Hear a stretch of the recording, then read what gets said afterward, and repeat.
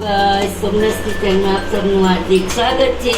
તો આજે આપણે બનાવવાના છે બટેટાની દાળ, આલુ દાળ, બટેટાની દાળ જે કહો તે તમે। તો એના માટે મેં જો 3 મીડિયમ સાઇઝના બટેટા એકદમ બાફી લીધા છે સરસ, અને આ ડુંગળી એકદમ જો ઝીણી ઝીણી સમારી લીધી છે, અને ટમેટા આપણે રફ ચોપ કર્યા છે।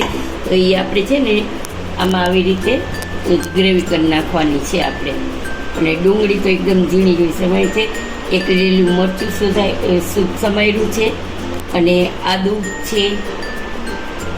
તો આ બધું છે ને આપણે એકદમ સરસ રીતે પીસી લઈશું। અને અહીંયા મેં છે ને કુકર મૂકી દીધું છે। તો જો આપણે હું અટકળે નાખું છું તો 2 ચમચી, 1 મોટો ચમચો તેલ છે અટકળે નાખ્યું છે મેં।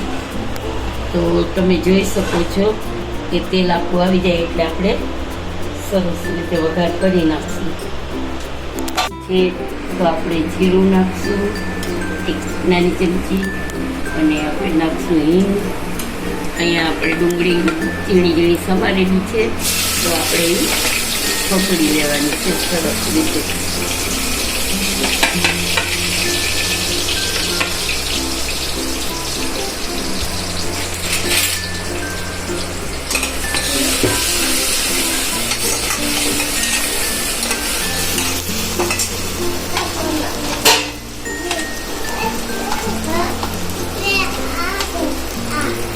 જો આપણે કઢી પત્તા નાખી દઈશું।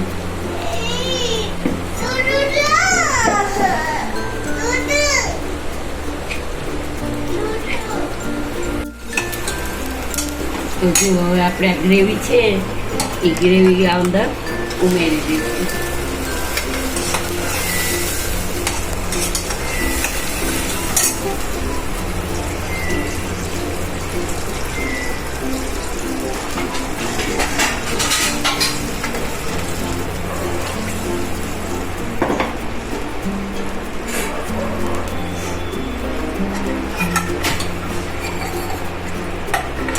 બધી આપણે પાણી છે ને પતલું કરવાની છે, દાળ છે ને એટલે પતલી કરશું।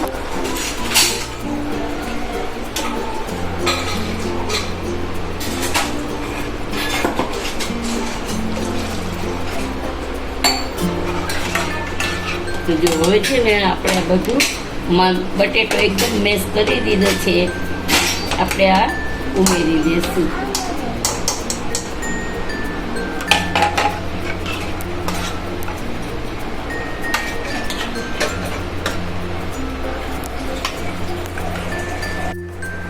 एक चमचे नमक नाखશું, स्वाद अनुसार लाल मरचું નાખશું પાવડર, થોડી હળદર નાખશું, અને ગરમ મસાલો આપણે ઘરે જ બનાવેલો છે, અને આપણે ધાણા જીરું નાખશું। અને જરાક આમાં છે ને આપણે થોડુંક આમલીનું પાણી કે લીંબુ ગમે એ ખટાશ તમારે નાખી હોય ને નાખી શકો છો।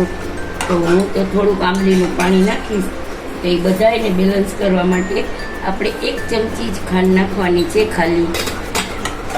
હવે આને આપણે એકદમ સરસ રીતે ઉકાળશું।